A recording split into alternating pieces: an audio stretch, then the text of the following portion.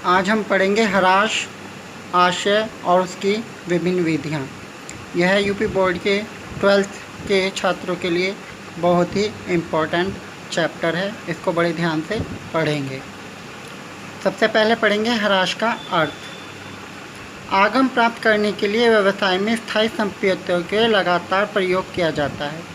इससे संपत्तियों का जीवन धीरे धीरे समाप्त होने लगता है तथा उनके मूल्य में स्थायी कमी आने लगती है। प्रकृति का यही नियम भी है कि प्रयोग करने से पदार्थों के मूल्य में कमी आती है। स्थायी संपत्तियों में होने वाली इस कमी को हराश कहते हैं। हराश को मुद्रा या अक्षमता के पैमाने पर मापा जा सकता है।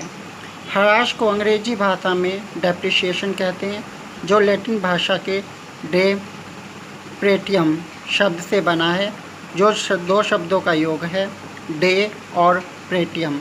डे शब्द का अर्थ है कमी तथा प्रेटियम शब्द का है मूल्य, अतः डे प्रेटियम शब्द का अर्थ हुआ मूल्य में कमी। इस प्रकार हम कह सकते हैं कि हराश संपत्तियों के मूल्य में वह स्थायी कमी है जिसे मुद्रा तथा अक्षमता के पैमाने पर मापा जा सके।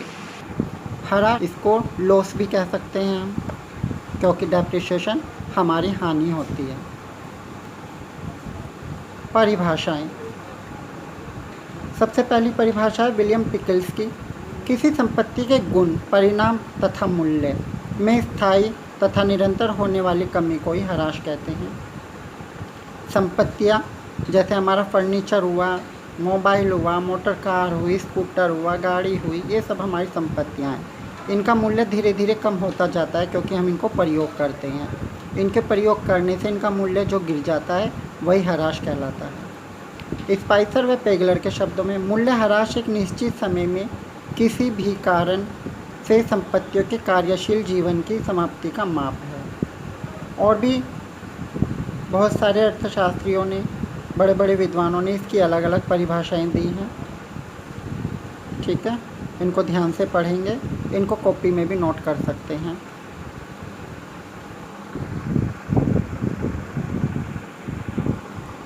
अब हम देखेंगे हराश की विशेषताएं। क्या क्या विशेषताएं होती हैं इसमें। स्थायी संपत्ति से संबंधित हराश केवल दृश्य स्थायी संपत्तियों पर लगाया जाता है, न कि चालू संपत्तियों पर, जैसे फर्नीचर, मशीन, मोबाइल, स्कूटर, गाड़ी, इन सब पर ये स्थायी संपत्तियां होती हैं। मूल्य तथा जीवन काल में कमी। हराश के कारण स्थायी संपत्तियों के मूल्य में तथा जीवन दोनों में कमी होती है। हराश के कारण, हराश किसी भी कारण से हो सकता है, जैसे संपत्तियों का टूट फूट जाना, समय व्यतीत हो जाना, दुर्घटना के कारण संपत्ति का प्रयोग आदि। गणना। हराश की गणना पुस्तक के मूल्य पर की जाती है, न कि बाजार मूल्य पर, यानी कि उस वस्तु का कितना मूल्य है। धीरे धीरे कमी। स्थायी संपत्तियों के मूल्य में जो कमी है वो धीरे धीरे होती है, यानी कि इनका मूल्य धीरे धीरे कम होता है, एक साथ नहीं। निरंतर प्रक्रिया। यदि एक बार हराश लगा दिया जाता है तो फिर यह अगले वर्ष में भी लगातार लगाया जाता है, यानी कि जब तक वो मशीन या संपत्ति हमारे पास रहेगी तो उसका हर साल हराश लगाना पड़ेगा। पुस्तक के मूल्य में कमी। हराश की संपत्ति के पुस्तक के मूल्य में भी कमी आती है, न कि बाजार मूल्य में। बाजार में वह चीज़ उतने की ही मिलेगी, लेकिन उसका पुस्तक मूल्य कम हो जाएगा।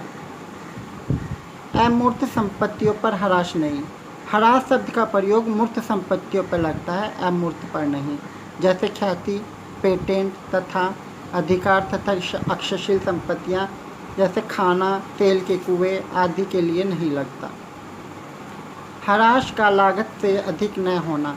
किसी भी संपत्ति पर लगाई गई हराश की कुल राशि उस संपत्ति के लागत से अधिक नहीं हो सकती, यानी कि अगर वस्तु हमारी 10,000 रुपये की है तो हराश 11,000 का नहीं हो सकता, 10,000 तक ही हो सकता है। नगद मूल्य नहीं। हराश की राशि को व्यवसाय के लाभों में से खर्चे के रूप में घटाया जाता है, परंतु इसके लिए नगद राशि का प्रयोग नहीं करते, यानी कि हराश को पैसों में नहीं काटते, संपत्ति के मूल्य में कमी होकर ही कटता है।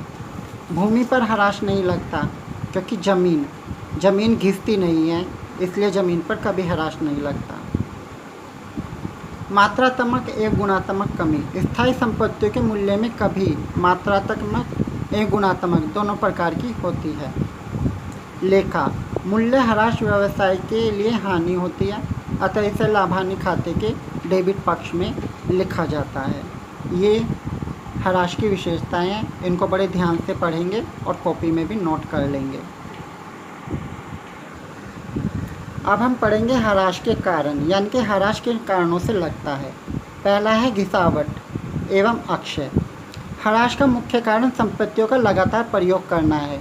संपत्तियों को लगातार प्रयोग करेंगे तो वे घिस जाती हैं, अक्षय हो जाती हैं, यानी कि टूट फूट जाती हैं, इसलिए उन पर ह्रास लगाया जाता है। अप्रचलन, कुछ वस्तुएं ऐसी होती हैं जिनका अप्रचलन यानी कि वो चलन से बाहर हो जाती हैं, जैसे कि पुरानी मशीनें, उन्हें कोई ख़रीदना पसंद नहीं करता, या फिर कोई ऐसी वस्तु जिसका अब प्रयोग नहीं होता, उन चीज़ों को अप्रचलन बोलते हैं। इस कारण भी वस्तुओं का मूल्य कम हो जाता है, क्योंकि पुरानी चीज़ों को कोई पूरे दाम में नहीं खरीदता।